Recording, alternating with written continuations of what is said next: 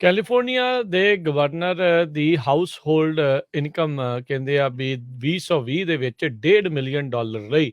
Governor Gavin Newsom ਤੇ ਉਹਨਾਂ ਦੀ wife ਨੇ ਜਦੋਂ ਪਿਛਲੇ ਸਾਲ ਦਾ ਹੁਣੇ ਟੈਕਸ ਜਿਹੜਾ ਉਹ ਫਾਈਲ ਕੀਤੇ ਦਸਤਾਵੇਜ਼ ਸਾਹਮਣੇ ਆਏ ਆ ਉਹ 'ਚ ਪਤਾ ਲੱਗਾ ਆ।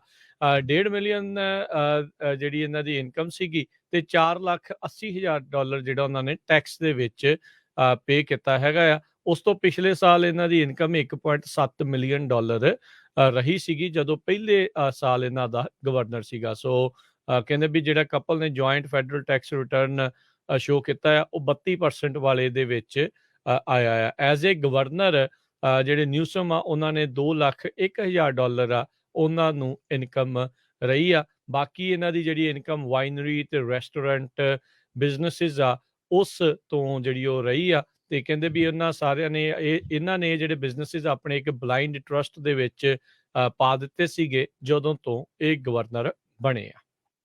ਜੀ, ਅਗਲੀ ਖਬਰ ਕੈਲੀਫੋਰਨੀਆ ਦੇ ਇੱਕ ਵਾਲਗ੍ਰੀਨ ਸਟੋਰ ਤੋਂ ਆ ਰਹੀ ਆ।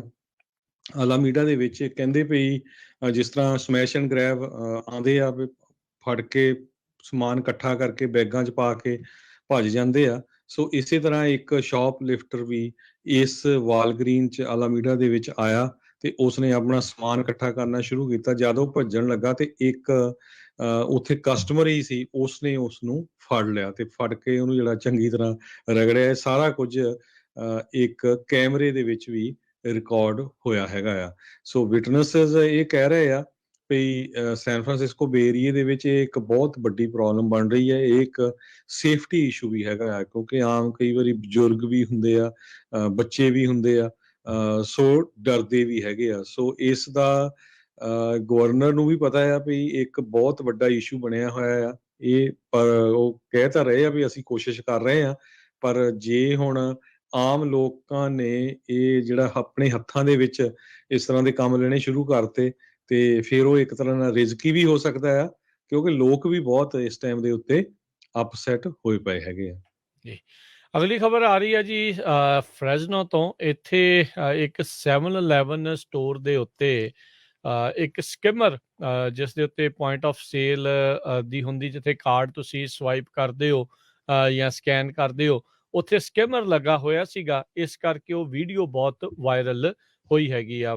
ਫਰੈਜ਼ਨੋ ਪੁਲਿਸ ਡਿਪਾਰਟਮੈਂਟ ਦੇ ਫਾਈਨੈਂਸ਼ੀਅਲ ਯੂਨਿਟ ਕ੍ਰਾਈਮ ਨੇ ਜਿਹੜਾ ਬਾਅਦ ਦੇ ਵਿੱਚ ਦੇਖਿਆ ਵੀ ਇਸ 7-Eleven ਦੇ ਇਸ ਪੁਆਇੰਟ ਆਫ ਸੇਲ ਦੇ ਉੱਤੇ ਜਿਹੜਾ ਸਕੈਮਰ ਆ ਉਹ ਲੱਗਾ ਹੋਇਆ ਸੀ। ਇੱਕ ਜਿਹੜਾ ਜੋਸਫ ਹੈਰਿਸ ਨਾਂ ਦਾ ਬੰਦਾ ਜਿਹਨੇ ਇਹ ਵੀਡੀਓ ਬਣਾਈ, 7-Eleven ਜਿਹੜਾ ਸ਼ਾਹ ਐਵੀਨਿਊ ਦੇ ਉੱਤੇ ਆ ਕਾਸਕੋ ਦੇ ਨਜ਼ਦੀਕ, ਉੱਥੇ ਉਸਨੇ ਜਦੋਂ ਪਾਈ 40,000 ਤੋਂ ਵੱਧ ਸ਼ੇਅਰ ਜਿਹੜੇ ਕਹਿੰਦੇ ਵੀ ਇੱਕ ਦਿਨ ਬਾਅਦ ਹੋ ਗਏ ਆ। ਸੰਡੇ ਨਾਈਟ ਨੂੰ ਇਸਨੇ ਇਹ ਵੀਡੀਓ ਪੋਸਟ ਕੀਤੀ ਸੀਗੀ। ਸੋ ਉਹਨਾਂ ਨੇ ਦੁਆਰਾ ਜਿਹੜਾ ਉਹ ਦੱਸਿਆ ਗਿਆ ਹੈਗਾ ਆ ਜਿਹੜੇ 7-Eleven ਕਿਉਂਕਿ ਇੱਕ ਫਰੈਂਚਾਈਜ਼ੀ ਆ, ਸੋ ਉਹਨਾਂ ਨੇ ਕਿਹਾ ਵੀ ਸਾਡੇ ਵੱਲੋਂ ਤਾਂ ਇਦਾਂ ਦੀ ਕੋਈ ਗੱਲ ਨਹੀਂ ਹੈਗੀ। ਪਰ ਇੱਕ ਵੀਡੀਓ ਜਿਹੜੇ ਹਾਈਵੇ 41 ਦੇ ਨਜ਼ਦੀਕ ਇੱਕ ਹੋਰ ਸਟੋਰ ਤੋਂ ਜਿਹੜੀ ਉਹ ਸਾਹਮਣੇ ਆਈ ਸੀ, ਉਸ ਦੇ ਵਿੱਚ ਇਹ ਦਿਖਾਇਆ ਗਿਆ ਸੀ ਵੀ ਕੁਛ ਹੀ ਸਕਿੰਟਾਂ ਦੇ ਵਿੱਚ ਜਿਹੜੇ ਸਕੈਮਰ ਇਦਾਂ ਦੇ ਲਾਉਂਦੇ ਆ ਉਹ ਝੱਟ ਪੁਆਇੰਟ ਆਫ ਸੇਲ ਦੇ ਉੱਤੇ ਲਾ ਜਾਂਦੇ ਆ। ਪਹਿਲੋਂ ਲੋਕਾਂ ਨੇ ਥੱਲੇ ਕਮੈਂਟ ਕਰਕੇ ਇਹ ਕਹਿਣਾ ਸ਼ੁਰੂ ਕਰ ਦਿੱਤਾ ਵੀ ਸ਼ਾਇਦ ਸਟੋਰ ਓਨਰ ਜਾਂ ਜਿਹੜਾ ਕਲਰਕ ਹੁੰਦੇ ਆ ਉਹਨਾਂ ਦੇ ਦੁਆਰਾ ਇਹ ਲਗਾਇਆ ਗਿਆ ਹੋ ਸਕਦਾ ਆ। ਪਰ ਉਸ ਸਟੋਰ ਦੇ 7-Eleven ਦੇ ਜਿਹੜੇ ਮਾਲਕ ਆ ਉਸਨੇ ਇਸ ਚੀਜ਼ ਤੋਂ ਇਨਕਾਰ ਜਿਹੜਾ ਉਹ ਕੀਤਾ ਹੈ। ਸੋ ਜਿਹੜੇ ਵੀਡੀਓ ਦੇ ਵਿੱਚ ਇੱਕ ਸਰਦਾਰ ਮੁੰਡਾ ਵੀ ਅਖੀਰ ਦੇ ਵਿੱਚ ਜਿਹੜਾ ਉਹ ਨਜ਼ਰ ਆਉਂਦਾ ਸੀ ਜੋ ਐਜ਼ ਏ ਕਲਰਕ ਉੱਥੇ ਕੰਮ ਕਰ ਰਿਹਾ ਸੀਗਾ। ਸੋ ਜਿਹੜੇ ਸਾਰਜੈਂਟ ਆ ਜਿਨ੍ਹਾਂ ਨੇ ਇਹ ਦੇਖਿਆ, ਉਹਨਾਂ ਨੇ ਕਿਹਾ ਵੀ ਇਹ ਬਹੁਤ ਘੱਟ ਚਾਂਸ ਆ ਵੀ ਕਲਰਕ ਜਾਂ ਜਿਹੜੇ ਓਨਰ ਆ ਇਸ ਦੇ ਵਿੱਚ ਇਨਵੋਲਵ ਹੋਣਗੇ। ਕਿਸੇ ਦੇ ਦੁਆਰਾ ਹੀ ਇਹ ਜਿਹੜੀ ਸ਼ੈਤਾਨੀ ਆ ਉਹ ਕੀਤੀ ਗਈ ਹੋ ਸਕਦੀ ਆ। ਜਿਹੜੇ ਸਾਰਜੈਂਟ ਵੈਨ ਓਵਰਬੀਕ ਆ ਉਹਨਾਂ ਨੇ ਕਿਹਾ ਵੀ ਤੁਹਾਨੂੰ ਜਿਹੜੀਆਂ ਸੇਫਟੀ ਟਿਪਸ ਆ ਉਹ ਦੇਖਣੀਆਂ ਚਾਹੀਦੀਆਂ। ਕਹਿੰਦੇ ਪੁਆਇੰਟ ਆਫ ਸੇਲ ਡਿਵਾਈਸ ਨੂੰ ਮਾੜਾ ਮੋਟਾ ਹਿਲਾ ਕੇ ਖਿੱਚ ਕੇ ਜਿਹੜਾ ਉਹ ਦੇਖੋ ਵੀ ਕਿਤੇ ਕੋਈ ਉਸ ਦੇ ਉੱਤੇ ਓਵਰਲੇ ਤਾਂ ਨਹੀਂ ਇੰਸਟਾਲ ਕੀਤੀ ਹੋਏਗੀ। ਪਿੰਨ ਭਰਨ ਲੱਗਿਆ ਹਮੇਸ਼ਾ ਜਿਹੜਾ ਆ ਉਸ ਨੂੰ ਲਿਖਾ ਕੇ ਜਿਹੜਾ ਉਹ ਕਰੋ। ਸੋ ਫਰਾਡ ਕਹਿੰਦੇ ਵੀ ਜੇ ਤੁਹਾਨੂੰ ਸਸਪੈਕਟ ਹੁੰਦਾ ਆ ਤੇ ਤੁਰੰਤ ਜਿਹੜੇ ਆਪਣੇ ਡੈਬਿਟ ਕਾਰਡ ਜਾਂ ਕ੍ਰੈਡਿਟ ਕਾਰਡ ਦੇ ਪਿੱਛੇ ਜਿਹੜਾ ਫੋਨ ਨੰਬਰ ਆ ਉਹਨਾਂ ਨੂੰ ਕਾਲ ਕਰਕੇ ਜਿਹੜਾ ਉਹ ਕਨਫਰਮ ਜਿਹੜਾ ਉਹ ਕਰ ਲਓ ਵੀ ਇੱਦਾਂ ਤਾਂ ਨਹੀਂ ਜਿਹੜਾ ਹੋਇਆ, ਜਾਂ ਜੇ ਪੇਮੈਂਟ ਕੋਈ ਇੱਦਾਂ ਦੀ ਹੋਈ ਆ ਤਾਂ ਉਸ ਨੂੰ ਤੁਸੀਂ ਰੋਕ ਲਓ ਜਾਂ ਡਿਸਪਿਊਟ ਜਿਹੜੇ ਉਹ ਕਰ ਸਕਦੇ ਹਾਂ। ਸੋ ਸਕੈਮਰਸ ਇਸ ਤੋਂ ਪਹਿਲਾਂ ਵੀ ਇੱਦਾਂ ਦੇ ਪੁਆਇੰਟ ਆਫ ਸੇਲ ਸਿਸਟਮਸ ਦੇ ਉੱਤੇ ਜਿਹੜੇ ਸਕੈਮਰਸ ਆ ਉਹ ਲਾ ਦਿੰਦੇ ਆ।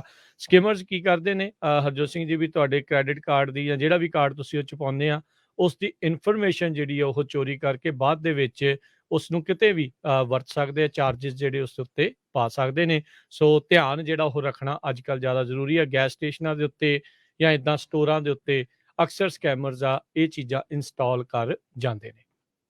ਜੀ, ਅਗਲੀ ਖਬਰ ਯੂਬਾ ਸਿਟੀ ਮੈਰਿਜਵਿਲ ਤੋਂ ਆ ਰਹੀ ਹੈ, ਜਿੱਥੇ ਕਿ ਕਹਿੰਦੇ ਪਈ ਇੱਕ ਬੰਦੇ ਨੇ Yuba city of ਮੈਰਿਜਵਿਲ the police department ਨੂੰ ਵੈਂਡਲਾਈਜ਼ ਕੀਤਾ। ਇੱਕ ਪੱਥਰ ਮਾਰ ਕੇ ਉਹਨਾਂ ਦੇ ਜਿਹੜੇ ਸ਼ੀਸ਼ੇ ਆ ਉਹ ਤੋੜ ਦਿੱਤੇ। ਤੇ ਮੈਰਿਜਵਿਲ ਪੁਲਿਸ ਡਿਪਾਰਟਮੈਂਟ ਨੇ 31 ਸਾਲਾਂ ਡਰੈਵਨ ਰੇਮਰ ਸਟਾਲਨੇ ਨੂੰ, ਜੋ ਕਿ ਯੂਬਾ ਸਿਟੀ ਤੋਂ ਹੈਗਾ, ਉਸ ਨੂੰ ਅਰੈਸਟ ਕੀਤਾ ਹੈਗਾ। ਵੀ ਇਹ $1500 ਤੋਂ ਜ਼ਿਆਦਾ ਦਾ ਡੈਮੇਜ ਹੋਇਆ। ਇਹ ਸਾਰਾ ਕੁਝ ਕੱਲ ਸੋਮਵਾਰ ਦੁਪਹਿਰੇ 2:40 ਤੇ ਵਾਪਰਿਆ। ਸੋ ਉਸਨੇ ਨੁਕਸਾਨ ਕਰਨ ਤੋਂ ਬਾਅਦ ਉੱਥੇ ਖੜਾ ਰਿਹਾ ਤੇ ਉਸਦੇ ਉੱਤੇ ਰਜਿਸਟਰਿੰਗ ਟੂ ਅਰੈਸਟ ਦੇ ਚਾਰਜਸ ਵੀ ਲਾਏ ਗਏ ਆ। ਕਹਿੰਦੇ ਵੀ ਜੇ $400 ਤੋਂ ਉੱਪਰ ਵੈਂਡਲਿਜ਼ਮ ਹੁੰਦਾ ਆ ਤੇ ਉਸ ਨੂੰ ਅਰੈਸਟ ਕੀਤਾ ਜਾ ਸਕਦਾ ਹੈ। ਸੋ ਸਟੈਲਨੇ ਨੂੰ ਬੁੱਕ ਕੀਤਾ ਗਿਆ ਯੂਬਾ ਕਾਉਂਟੀ ਜੇਲ੍ਹ ਦੇ ਵਿੱਚ ਤੇ ਉਹਦੀ ਬੇਲ $15,000 ਰੱਖੀ ਗਈ ਹੈ। ਹੁਣ ਤੁਸੀਂ ਦੇਖੋ ਵੀ ਜੇ ਪੁਲਿਸ ਸਟੇਸ਼ਨ ਤੇ ਵਾਪਰਿਆ ਸਾਰਾ ਕੁਝ, $1500 ਦਾ ਨੁਕਸਾਨ ਹੋਇਆ ਤੇ ਉਹ ਅਰੈਸਟ ਵੀ ਹੋਇਆ। ਜੇ ਆਮ ਆਪਾਂ ਦੇਖਦੇ ਕਿੰਨੇ ਸਟੋਰਾਂ ਵਾਲਿਆਂ ਦੇ ਸ਼ੀਸ਼ੇ ਟੁੱਟਦੇ ਆ, ਕਿੰਨਾ ਜ਼ਿਆਦਾ ਨੁਕਸਾਨ ਹੁੰਦਾ ਤੇ ਉਹ ਪੁਲਿਸ ਰਿਪੋਰਟ ਲਿਖ ਦਿੰਦੇ ਆ, ਮੁੜ ਕੇ ਕੁਛ ਲੱਭਦਾ ਨਹੀਂ ਹੈਗਾ। ਉਹ ਲੱਭਣਾ ਉਹਨਾਂ ਨੇ ਵਿਚਾਰਿਆਂ ਨੇ ਕੀ ਹੈ, ਜਦੋਂ ਕਹਿੰਦੇ ਵੀ $900 ਤੋਂ ਥੱਲੇ $950 ਵਾਲੀ ਜਿਹੜੀ ਚੋਰੀ ਚਕਾਰੀ ਹੈ ਜਾਂ ਇੱਦਾਂ ਦੇ ਉੱਤੇ ਚਾਰਜ ਨਹੀਂ ਕਹਿੰਦੇ ਵੀ ਅਸੀਂ ਐਵੇਂ ਆਪਣੀ ਐਨਰਜੀ ਜਿਹੜੀ ਉਹ ਵੇਸਟ ਕਰੀਏ, ਕਿਉਂਕਿ ਇਹ ਵੀ ਇੱਕ ਭਾਵਨਾ ਜਿਹੜੀ ਇਸ ਟਾਈਮ ਪੁਲਿਸ ਵਾਲਿਆਂ ਦੇ ਵਿੱਚ ਦੇਖਣ ਨੂੰ ਮਿਲ ਰਹੀ ਆ। ਸੋ ਕਹਿੰਦੇ ਵੀ ਉਹ ਚਾਰਜਿਸ ਮੁੜ ਸਖਤ ਜਿਹੜੇ ਉਹ ਲਿਆਉਣ ਦੀ ਮੰਗ ਉਹ ਲੋਕਾਂ ਦੇ ਵਿੱਚ ਵੀ ਇਸ ਟਾਈਮ ਵੱਧ ਰਹੀ ਹੈਗੀ। ਇੱਥੋਂ ਤੱਕ ਕਿ ਕੁਛ ਡੈਮੋਕ੍ਰੇਟਸ ਵੀ ਇਸ ਚੀਜ਼ ਦੇ ਹਮਾਇਤੀ ਨੇ ਵੀ ਭਾਈ ਇੰਨੀ ਜਿਹੜੀ ਲੀਨੀਅੰਸੀ ਆ ਉਹ ਚੰਗੀ ਨਹੀਂ। ਹਾਲਾਤ ਜਿਹੜੇ ਉਹ ਫਿਰ ਵੱਧ ਤੋਂ ਬੱਤਰ ਜਿਹੜੇ ਉਹ ਬਣਦੇ ਜਾ ਰਹੇ ਹੈਗੇ।